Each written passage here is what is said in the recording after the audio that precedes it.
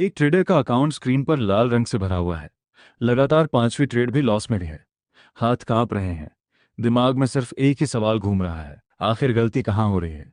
लेकिन असली सच्चाई ये है कि गलती स्ट्रैटेजी में नहीं है, गलती उस लॉस को स्वीकार न कर पाने में है। मार्क डगलस, जिन्हें ट्रेडिंग साइकोलॉजी का पितामह कहा जाता है, उन्होंने अपनी पूरी जिंदगी इसी एक सच को समझने में लगा दी। जो ट्रेडर लॉस को दिल से स्वीकार करना सीख जाता है, पैसा खुद उसके पीछे चलने लगता है। आज की ये कहानी स्टॉक मार्केट और क्रिप्टो दोनों दुनिया के ट्रेडर्स के लिए है। चाहे कोई निफ्टी में ऑप्शन ट्रेड कर रहा हो या बिटकॉइन और इथेरियम में फ्यूचर्स, दोनों जगह इंसान का दिमाग एक जैसा ही काम करता है। और यही दिमाग है जो सबसे बड़ा दुश्मन बन जाता है। मार्क डगलस ने अपनी किताब ट्रेडिंग इन द जोन में एक बात बहुत साफ तरीके से लिखी है। मार्केट में पैसा कमाने के लिए टेक्निकल एनालिसिस से ज़्यादा ज़रूरी है अपने दिमाग को कंट्रोल करना। ज़्यादातर ट्रेडर्स चार्ट पढ़ने में एक्सपर्ट बन जाते हैं, इंडिकेटर्स सीख लेते हैं, स्ट्रैटेजी बना लेते हैं।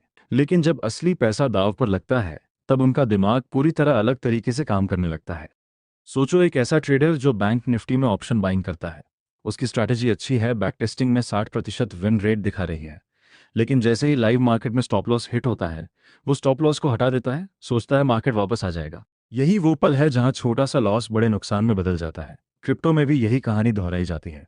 इथीरियम पर लीवरेज के साथ पोजीशन ली, प्राइस उल्टी दिशा में गया और लॉस बुक करने की बजाय पोजीशन को होल्ड किया जाता है, इस उम्मीद में कि मार्केट पलट जाएगा। मार्क डगलस कहते हैं कि इसकी जड़ है इंसान का दिमाग गलत होने से डरता है। हमारी परवरिश ऐसी हुई है कि गलती को कमजोरी मान जाता है, फेलियर मान जाता है। स्कूल में गलत जवाब देने पर नंबर कटते हैं, समाज में गलती करने पर शर्मिंदगी होती है। यही सोच जब ट्रेडिंग में आती है तो लॉस को भी एक पर्सनल फेलियर की तरह देखा जाने लगता है। लेकिन मार्केट में लॉस कोई फेलियर नहीं है, ये सिर्फ बिजनेस का एक कॉस्ट है, जैसे किसी दुकानदार का किराया या बिजली का बिल। एक और गहरी बात मार्क डगलस बताते हैं, रैंडमनेस की थ्योरी। हर सिंगल ट्रेड का आउटकम पूरी तरह रैंडम होता है।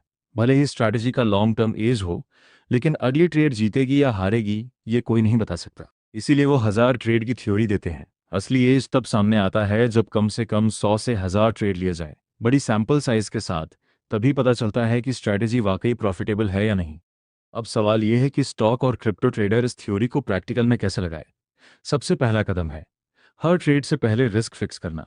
पोजीशन साइज ऐसी रखनी चाहिए कि एक लॉस अकाउंट का 1 से 2% से ज़्यादा ना हो। अगर अकाउंट 1 लाख रुपए का है तो एक ट्रेड में 1 से 2000 रुपए से ज़्यादा रिस्क नहीं लेना चाहिए। यही रूल बिटकॉइन और इथीरियम फ्यूचर्स में भी लागू होता है। लीवरेज ज़्यादा हो तो पोजीशन साइज छोटी रखनी पड़ती है, ताकि रिस्क फिक्स रहे। दूसरा कदम है स्टॉप लॉस को एक कॉन्ट्रैक्ट की तरह ट्रीट करना, ना कि एक सजेशन की तरह।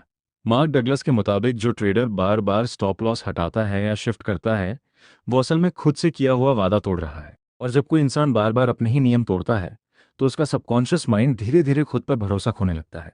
यही चीज आगे चलकर ओवर ट्रेडिंग और रिवेंज ट्रेडिंग का कारण बनती है। रिवेंज ट्रेडिंग एक ऐसा ट्रैप है जिसमें ज्यादातर नए ट्रेडर फंसते हैं। लॉस होने के तुरंत बाद बिना प्लान के, बिना सेटअप के, सिर्फ पैसा वापस लाने की भावना में अगली ट्रेड ले ली जाती है। क्रिप्टो मार्केट में ये और खतरनाक हो जाता है, क्योंकि मार्केट 24 घंटे खुला रहता है। स्टॉक मार्केट में कम से कम रात को मार्केट बंद हो जाता है, दिमाग को थोड़ा ब्रेक मिल जाता है। लेकिन क्रिप्टो में आधी रात को भी पोजीशन खुली रहती है, और लॉस के बाद इमोशनल स्टेट में लिया गया डिसीजन अक्सर और बड़ा नुकसान करा देता है। मार्क डगलस एक शब्द बार बार इस्तेमाल करते हैं, प्रोबेबिलिस्टिक थिंकिंग। इसका मतलब है हर ट्रेड को एक पॉसिबिलिटी की तरह देखना, ना कि एक गारंटी की तरह। एक कैसीनो का मालिक कभी ये नहीं सोचता कि अगला हाथ जीतेगा या हारेगा। वो सिर्फ इतना जानता है कि लंबे समय में उसका गेम उसके फेवर में है, इसीलिए वो हर राउंड बिना इमोशन के खेलता रहता है। एक प्रोफेशनल ट्रेडर को भी बिल्कुल वैसे ही सोचना पड़ता है। हर ट्रेड सिर्फ एक और डेटा पॉइंट है, बड़े सैंपल साइज का एक हिस्सा। अब बात करते हैं उस पल की जब लॉस स्वीकार करना सबसे मुश्किल लगता है। सोचो, कोई ट्रेडर सोलाना में स्विंग ट्रेड लेता है, प्राइस 20% गिर जाता है। दिमाग में यही चलता रहता है, थोड़ा और वेट करता हूँ, लॉस आ जाएगा। यही वो मानसिकता है जो अकाउंट को धीरे धीरे खत्म करती है। मार्क डगलस कहते हैं कि जब लॉस बुक करने में दर्द होता है, वही असली संकेत है कि ईगो ट्रेड कर रहा है, स्ट्रैटेजी नहीं। एक हेल्दी ट्रेडर के लिए लॉस बुक करना उतना ही नॉर्मल होना चाहिए जितना सुबह ब्रश करना। इसका एक प्रैक्टिकल एक्सरसाइज भी है जो मार्क डगलस सजेस्ट करते हैं। हर ट्रेड लेने से पहले खुद से पूछो, क्या मैं इस लॉस को अभी, इसी वक्त, बिना किसी दर्द के एक्सेप्ट कर सकता हूँ। अगर जवाब ना है तो पोजीशन साइज बहुत बड़ी है या रिस्क मैनेजमेंट कमज़ोर है। ये एक सिंपल टेस्ट है, लेकिन इससे इमोशनल कंट्रोल में ज़बरदस्त फर्क आता है। एक और ज़रूरी कॉन्सेप्ट है thinking in probabilities versus thinking in certainties. ज़्यादातर लूजिंग ट्रेडर्स हर ट्रेड को यूनिक इवेंट की तरह देखते हैं। जैसे ही एक ट्रेड लॉस में जाती है, वो पूरी स्ट्रैटेजी पर शक करने लगते हैं। लेकिन एक विनिंग ट्रेडर जानता है कि किसी भी स्ट्रैटेजी के अंदर विनिंग और लूजिंग ट्रेड्स का एक रैंडम डिस्ट्रीब्यूशन होता है। 10 ट्रेड में से 4 लॉस और 6 विन आना पूरी तरह नॉर्मल है, बशर्ते रिस्क रिवॉर्ड रेशियो सही हो। एकेशी कोतेगावा जैसे लीजेंडरी ट्रेडर की कहानी भी यही सिखाती है। उन्होंने भी शुरुआत में कई बड़े लॉस झेले, लेकिन हर लॉस के बाद उन्होंने अपने रूल्स को और मजबूत किया, इमोशन को ट्रेडिंग से पूरी तरह अलग किया। यही डिसिप्लिन उन्हें जापान का सबसे बड़ा इंडिविजुअल ट्रेडर बनाती है। अब बात करते हैं मनी मैनेजमेंट के प्रैक्टिकल फ्रेमवर्क की। सबसे पहले, हर ट्रेड में रिस्क रिवॉर्ड कम से कम 1:2 या 1:3 रखना चाहिए। इसका मतलब अगर 100 रुपये का रिस्क लिया है, तो टारगेट कम से कम 200 से 300 रुपये का होना चाहिए। इससे भले ही विन रेट 50% से कम हो, फिर भी लॉन्ग टर्म में अकाउंट प्रॉफिट में रहता है। दूसरा फ्रेमवर्क है जर्नलिंग। हर ट्रेड के बाद लिखना चाहिए कि एंट्री क्यों ली, एग्जिट कहाँ हुआ और इमोशन क्या था उस वक्त। कुछ हफ्तों की जर्नलिंग के बाद पैटर्न साफ दिखने लगते हैं।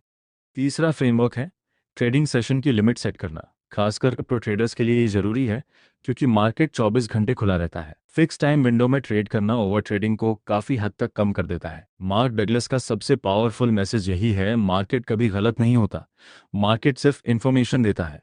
जो ट्रेडर इस इन्फॉर्मेशन को बिना ईगो के, बिना डर के एक्सेप्ट करना सीख जाता है, वो मार्केट के साथ फ्लो में आ जाता है। और यही वो स्टेट है जिसे मार्क डगलस द जोन कहते हैं। एक ऐसी मानसिक अवस्था जहां ट्रेडर बिना डर, बिना लालच, सिर्फ अपने रूल्स के हिसाब से ट्रेड करता है। चाहे कोई निफ्टी, बैंक निफ्टी में ऑप्शंस ट्रेड करे या बिटकॉइन, इथेरियम में फ्यूचर्स, सिद्धांत बिल्कुल एक जैसा रहता है। लॉस स्वीकार करना कमजोरी नहीं, बल्कि प्रोफेशनलिज्म की सबसे बड़ी निशानी है। जो ट्रेडर हर छोटे लॉस को आसानी से बुक कर लेता है, वो बड़े नुकसान से खुद को बचा लेता है। और जो बड़े नुकसान से बचता है, वही लंबे समय तक मार्केट में टिका रहता है। एक और चीज़ जो मार्क डगलस बार बार समझाते हैं, वो है एक्सपेक्टेशन बनाम रियलिटी का गैप। ज़्यादातर ट्रेडर मार्केट में इस उम्मीद के साथ आते हैं कि हर ट्रेड सही जाएगी, हर एनालिसिस सटीक निकलेगी। लेकिन जब रियलिटी इस एक्सपेक्टेशन से टकराती है, तब फ्रस्ट्रेशन और गुस्सा पैदा होता है। यही गुस्सा आगे चलकर बदलिक भावना में बदल जाता है और ट्रेडर मार्केट से पैसा छीनने की कोशिश करने लगता है, जो कभी काम नहीं करता। मार्केट किसी से बदला नहीं लेता, ना ही किसी को कुछ देता है, वो सिर्फ प्राइस मूवमेंट है। इसे पर्सनली लेना ही सबसे बड़ी गलती है। स्टॉक मार्केट में इंट्राडे ट्रेडर्स के लिए एक आम पैटर्न है सुबह पहली ट्रेड लॉस में जाना और फिर पूरे दिन उस एक लॉस को रिकवर करने की कोशिश में 5-6 और ट्रेड ले लेना। क्रिप्टो में यह पैटर्न और तेज होता है, क्योंकि लीवरेज ज़्यादा मिलता है। यही वजह है कि इथेरियम जैसे कॉइन में एक गलत डिसीजन कुछ ही मिनटों में पूरा कैपिटल खत्म कर सकता है। मार्क डगलस एक और ज़रूरी टूल देते हैं, सेल्फ डिसिप्लिन को एक स्किल की तरह ट्रेन करना, ना कि एक फिक्स्ड पर्सनालिटी ट्रेड की तरह। शुरुआत में छोटे छोटे रूल्स बनाकर उन्हें फॉलो करना, जैसे रोज सिर्फ 3 ट्रेड लेना या स्टॉप लॉस कभी ना हटाना। जैसे जैसे ये आदतें